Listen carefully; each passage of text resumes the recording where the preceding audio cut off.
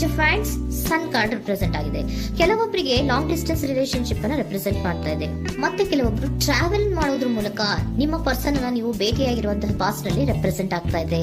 ನಿಮ್ಮ ಪಾಸ್ಟ್ ನಲ್ಲಿ ನಿಮ್ಮ ಲವ್ ಲೈಫ್ ನ ವಿಚಾರದಲ್ಲಿ ಒಂದು ರೊಮ್ಯಾಂಟಿಕ್ ಇತ್ತು, ಒಂದು ರೀತಿಯ ಕ್ಯೂರಿಯಾಸಿಟಿ ಇತ್ತು, ಒಂದು ಎಂಜಾಯ್ ಇತ್ತು. ಕೆಲವೊಂದು ರೀತಿಯ ಮೆಸೇಜ್ ಗಳನ್ನ ಎಕ್ಸ್ಚೇಂಜಿಂಗ್ ಮಾಡ್ಕೋತಾ ಇದ್ರಿ, ಫೋನ್ಗಳ ಮೂಲಕ ಅಥವಾ ವಾಟ್ಸ್ಆಪ್ ಗಳ ಮೂಲಕ ಮೆಸೇಜ್ ಗಳನ್ನ ಕಳಿಸ್ಕೊಳ್ಳುವಂತಹದ್ದು, ಒಂದು ರೀತಿಯ ಕ್ಯೂರಿಯಾಸಿಟಿ, ಎಕ್ಸೈಟ್ಮೆಂಟ್ ಗಳೆಲ್ಲ ನಿಮ್ಮ ಲವ್ ಲೈಫಿನ ವಿಚಾರದಲ್ಲಿ ಇತ್ತು. ಪಾಸ್ಟ್ ನಲ್ಲಿ ಕೂಡ ನಿಮ್ಮ ಲವ್ ಲೈಫಿನ ವಿಚಾರದಲ್ಲಿ ಯಾವುದೇ ರೀತಿಯ ತೊಂದರೆಗಳಿರಲಿಲ್ಲ. ಸೊ ಪಾಸಿಟಿವ್ ಆಗಿತ್ತು. ಪಾಸಿಟಿವ್ ಚೇಂಜಸ್ಗಳು, ಬದಲಾವಣೆಗಳನ್ನೇ ನೀವು ನೋಡಿದ್ದೀರಾ. ಯಾವುದೇ ರೀತಿಯ ತೊಂದರೆಗಳೇನು, ಜಗಳಗಳೇನು ಇಲ್ಲದೆ ಇರುವಂತಹದ್ದು ರೆಪ್ರೆಸೆಂಟ್ ಆಗ್ತಾ ಇದೆ. ಅದೇ ಪ್ರೆಸೆಂಟ್ ಸಿಚುಯೇಷನ್ ಹೇಗಿದೆ? ಈಗಿನ ಸಿಚುಯೇಷನ್ ಕೂಡ ಸೆಕ್ಯೂರ್ ಆಗಿರುವಂತಹದ್ದು. ನಿಮ್ಮ ಲವ್ ಲೈಫಿನ ವಿಚಾರದಲ್ಲಿ ಅಟ್ ಪ್ರೆಸೆಂಟ್ ಅಲ್ಲೂ ಕೂಡ, ಈ ಹಿಂದೆನೂ ಕೂಡ ನಿಮಗೆ ಚೆನ್ನಾಗೇ ಇತ್ತು, ಈಗಲೂ ಕೂಡ ಪ್ರೆಸೆಂಟ್ ಅಲ್ಲಿ ನಿಮಗೆ ಕಿಂಗ್ ಆಫ್ ಪ್ಯಾಂಟಿಕಲ್ ರೆಪ್ರೆಸೆಂಟ್ ಆಗ್ತಾ ಇರೋದ್ರಿಂದ ನಿಮಗೆ ಲವ್ ಲೈಫಿನ ವಿಚಾರದಲ್ಲಿ ಚೆನ್ನಾಗೇ ಇದೆ. ಸೊ ಒಂದು ಭದ್ರತೆ ಇದೆ. ಲವ್ ಲೈಫಿನ ವಿಚಾರದಲ್ಲಿ ಒಂದು ಸಾಮರಸ್ಯ ಇದೆ.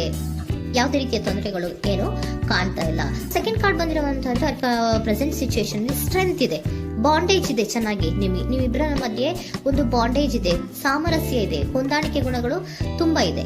ಆದ್ರೂ ಕೂಡ ಅಟ್ ಪ್ರೆಸೆಂಟ್ ಅಲ್ಲಿ ಕೆಲವೊಂದು ವಿಚಾರಗಳ ಬಗ್ಗೆ ಅನುಮಾನವನ್ನ ಪಡ್ತಾ ಇರುವಂತಹದ್ದು ರೆಪ್ರೆಸೆಂಟ್ ಆಗ್ತಾ ಇದೆ. ಅಟ್ ಪ್ರೆಸೆಂಟ್ ಅಲ್ಲಿ ನೀವು ಕೆಲವೊಂದು ವಿಚಾರಗಳ ಬಗ್ಗೆ ನಿಮ್ಮ ಮೇಲೆ ನೀವು ಕೆಲವೊಂದು ಡೌಟ್ ಅನ್ನ ಪಡ್ತಾ ಇರುವಂತಹದ್ದು ರೆಪ್ರೆಸೆಂಟ್ ಆಗ್ತಾ ಇದೆ. ನಿಮ್ ಲವ್ ಲೈಫ್ ನಲ್ಲಿ ಕೆಲವೊಂದು ರೀತಿಯ ಭದ್ರತೆಗಳಿದೆ. ಸೊ ಯಾವುದೇ ರೀತಿಯ ತೊಂದರೆಗಳೇನೂ ಇಲ್ಲ, ಒಂದು ರೀತಿಯ ಗುಡ್ ಬಾಂಡೇಜ್ ಇದೆ. ಆದ್ರೂ ಕೂಡ ನಿಮ್ಮಲ್ಲಿ ಯಾಕೋ ಆತ್ಮವಿಶ್ವಾಸ ಇಲ್ಲ, ಆತ್ಮವಿಶ್ವಾಸದ ಕೊರತೆಗಳು ರೆಪ್ರೆಸೆಂಟ್ ಆಗ್ತಾ ಇದೆ. ಯಾವುದೋ ಕೆಲವೊಂದು ಅನುಮಾನಗಳು ನಿಮ್ಮಲ್ಲಿ ನಿಮ್ಮ ಲವ್ ಲೈಫಿನ ವಿಚಾರವಾಗಿ ಇರುವಂತಹದ್ದು ರೆಪ್ರೆಸೆಂಟ್ ಆಗ್ತಾ ಇದೆ. ಏನಾದ್ರೂ ತೊಂದರೆ ಆಗ್ತಾ ಇದೆಯಾ, ನನ್ನ ಲವ್ ಲೈಫಿನ ವಿಚಾರವಾಗಿ ಏನಾದ್ರೂ ತೊಂದರೆ ಆಗ್ತಾ ಇದೆಯಾ ಅಂತ ನಿಮ್ಮಲ್ಲಿ ನೀವು ಅನುಮಾನವನ್ನ ಪಡ್ತಾ ಇರುವಂತಹದ್ದು ರೆಪ್ರೆಸೆಂಟ್ ಆಗ್ತಾ ಇದೆ. ಫ್ಯೂಚರಿನ ಬಗ್ಗೆ ಹೇಳೋದಾದ್ರೆ ಕ್ವೀನ್ ಆಫ್ ಪ್ಯಾಂಟಿಕಲ್ಸ್ ಬಂದಿದೆ. ಕ್ವೀನ್ ಆಫ್ ಪ್ಯಾಂಟಿಕಲ್ಸ್ ಬಂದಿರುವಂತಹದ್ದೇನು, ಒಂದು ರೀತಿಯ ಪೋಷಣೆಯನ್ನ ಮಾಡುವಂತಹದ್ದು ರೆಪ್ರೆಸೆಂಟ್ ಆಗ್ತಾ ಇದೆ.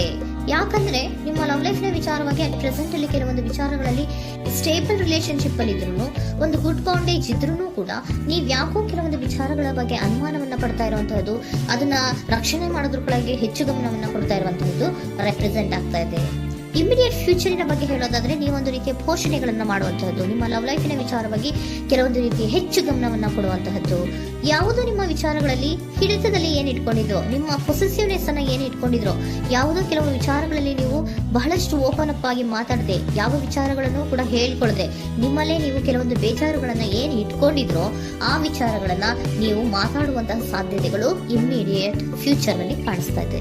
ಯಾವುದೋ ಕೆಲವೊಂದು ವಿಚಾರ, ಯಾಕೆ ಯಾವುದೋ ಕೆಲವು ವಿಚಾರಗಳಲ್ಲಿ ನಿಮಗೆ ಅನುಮಾನಗಳು ರೆಪ್ರೆಸೆಂಟ್ ಆಗ್ತದೆ. ಲವ್ ಲೈಫಿನ ವಿಚಾರ, ಪ್ರೀತಿಯಲ್ಲಿ ಯಾವಾಗ ಅನುಮಾನಗಳು ಸೃಷ್ಟಿಯಾಗುತ್ತೋ ನಾವು ಅವಾಗವಾಗ್ಲೇ ಅದನ್ನ ಬಗೆಹರಿಸ್ಕೊಬೇಕು. ನಮ್ಮಲ್ಲೇ ಇಟ್ಕೊಳ್ಳೋದು, ಅಯ್ಯೋ ಏನಾಗ್ತಾ ಇದೆಯೋ ಅಂತ ಕೊರ್ಗೋದು, ಅಥವಾ ಏನಾಗ್ಬಿಡುತ್ತೋ ಅಂತ ಭಯ ಪಡುವಂತಹದ್ದು ಏನು ಬೇಕಾಗಿಲ್ಲ. ಯಾಕಂದ್ರೆ ಲವ್ ಇರುವಂತಹದ್ದೇ ನಂಬಿಕೆಯ ಬುನಾದಿಯ ಮೇಲೆ. ಸೊ ನೀವೇನ್ ಮಾಡ್ಬೇಕು, ಏನಾದ್ರೂ ಸ್ವಲ್ಪ ಡೌಟ್ಗಳು ಬಂದಾಗ ನೀವು ಅದನ್ನ ಬಗೆಹರಿಸ್ಕೋಬೇಕು. ಯಾವ ವಿಚಾರದಲ್ಲಿ ನಿಮಗೆ ಬೇಜಾರಾಗಿತ್ತು ಅದನ್ನ ನೀವೇನ್ ಮಾಡ್ಬೇಕು, ನಿಮ್ಮಲ್ಲೇ ಇಟ್ಕೊಂಡು ಕೊರಗಬಾರ್ದು. ಓಪನ್ ಅಪ್ ಆಗಿ ಮಾತಾಡೋದ್ರ ಮೂಲಕ ನೀವು ಕ್ಲಾರಿಟಿಯನ್ನ ತಗೊಳ್ಳುವಂತದ್ದು ನಿಮಗೆ ಇಮಿಡಿಯೇಟ್ ಫ್ಯೂಚರ್ ನಲ್ಲಿ ಕಾಣಿಸ್ತಾ ಇದೆ.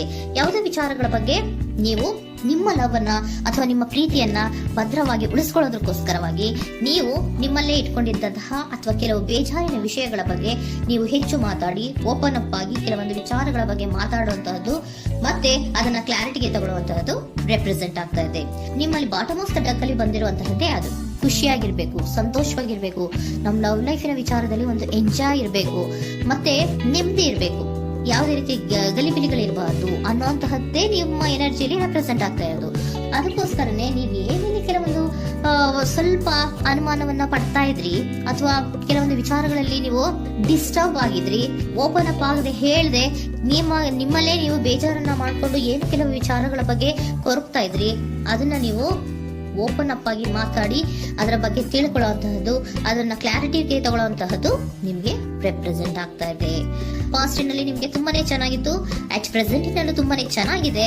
ಬಟ್ ಕೆಲವೊಂದು ವಿಚಾರಗಳ ಬಗ್ಗೆ ನೀವು ಸೆಲ್ಫ್ ಡೌಟ್ ಅನ್ನ ಪಡ್ತಾ ಇರುವಂತಹದ್ದು ರೆಪ್ರೆಸೆಂಟ್ ಆಗ್ತಾ ಇದೆ. ಏನಾಗ್ತಾ ಇದೆಯೋ ಅನ್ನೋದ್ರ ಬಗ್ಗೆ ನೀವು ಸ್ವಲ್ಪ ವಿಶ್ವಾಸವನ್ನ ಕಡಿಮೆ ಮಾಡ್ಕೊಳ್ತಾ ಇರುವಂತಹದ್ದು ರೆಪ್ರೆಸೆಂಟ್ ಆಗಿತ್ತು.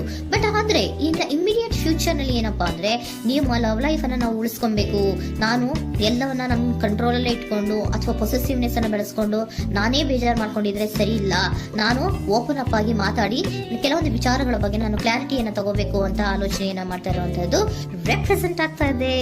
ಓಕೆನಾ, ಒಂದು ಏಂಜಲ್ ಗೈಡೆನ್ಸ್ ನ ನಿಮ್ಮ ಲವ್ ರೀಡಿಂಗ್ ವಿಚಾರವಾಗಿ ತಗೊಂಡ್ಬಿಡೋಣ ಅಲ್ವಾ.